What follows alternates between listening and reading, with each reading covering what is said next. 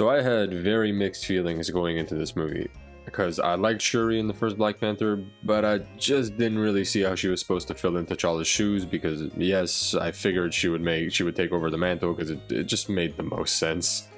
And the trailers kind of confirmed it, so miss me with that spoiler shit. Unless you don't watch trailers, which I mean at that point I can't really help you. T'Challa is just such an interesting character, much more than Shuri was before I watched this movie, in my opinion. And Chadwick Boseman played him so well that I really couldn't think of anything other than how much I would have wanted him to be the main character in this movie and for him to be the one fighting Namor. But obviously that couldn't happen. But to be honest, I was one of the people that didn't want a recast. Yes, T'Challa is a very important character and losing him just sucks. But seeing this movie just made me realize how awkward and just how uneasy it would have made me feel if I saw someone else filling in Chadwick Boseman's shoes as if just nothing happened, as if it was just like a casting change. It just wouldn't have been right. And I'm glad that they decided to go in a different direction. And not only for that reason, but just mostly for the fact that I think it would have been just too much at that point. I have a newfound appreciation for Shuri though, I'll say that. Like, no, I still don't like her as much as T'Challa, but her arc in this movie is very interesting. And the most I can say is that it mirrors T'Challa's arc from Civil War, except Shuri's going through something like 10 times worse. I'm not gonna dive too deep into spoilers and stuff because I'm not trying to do that, but just know she gets the development that she needs. Saying Letitia Wright's performance as just like a broken Shuri that's just kind of trying to figure it out was great, and honestly she nailed it.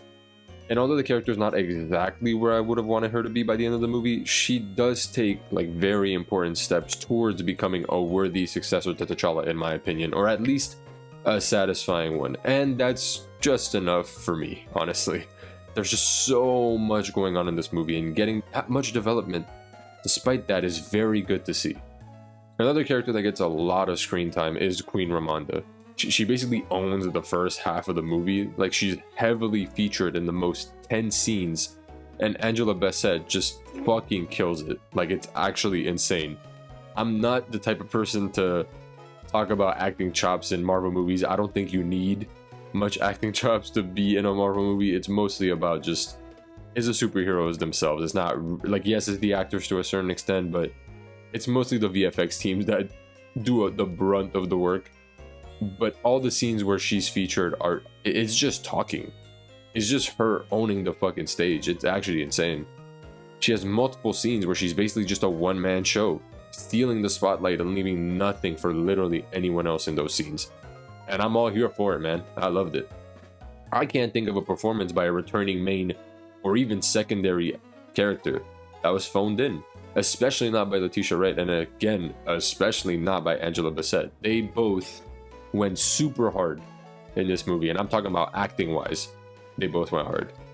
The actors weren't the only ones that killed it too. The costume department did as well. Honestly, the first Black Panther might have had the best costume department of like any movie, not only in the MCU but just like in general.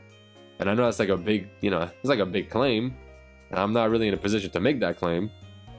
Bro, the Wakandans are just dripped down to the fucking socks in every scene, and somehow it's even better in this one? I don't get how they keep doing it, but they get it right every time. And this time it wasn't even only the Wakandans, it was the people of Talokan too. I was a huge fan of the origin change for Namor.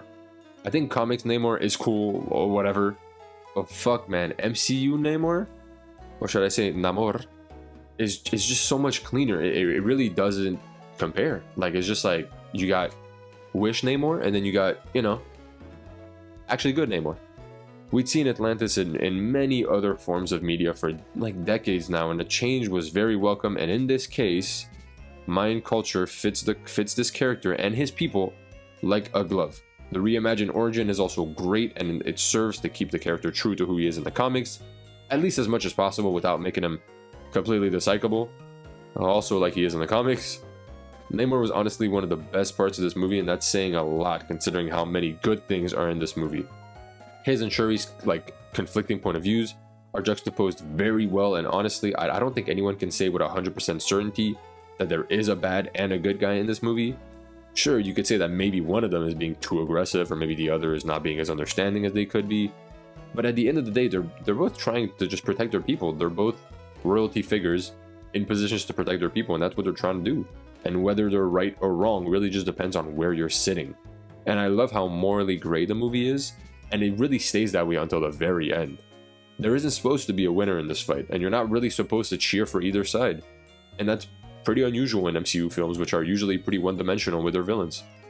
I've had conversations with friends about how they were kind of afraid that this would be just like a glorified funeral service for Chadwick Boseman, and honestly that couldn't be further from the truth. T'Challa's death might be an integral part of the story, because of course it's gonna be, but it's not milked at all in my opinion. It's basically just directly addressed at the beginning, and that's pretty much it. And I think the only way that it would have been milked is if it was like they kept bringing it back up and they kept talking about it, but it's really not like that.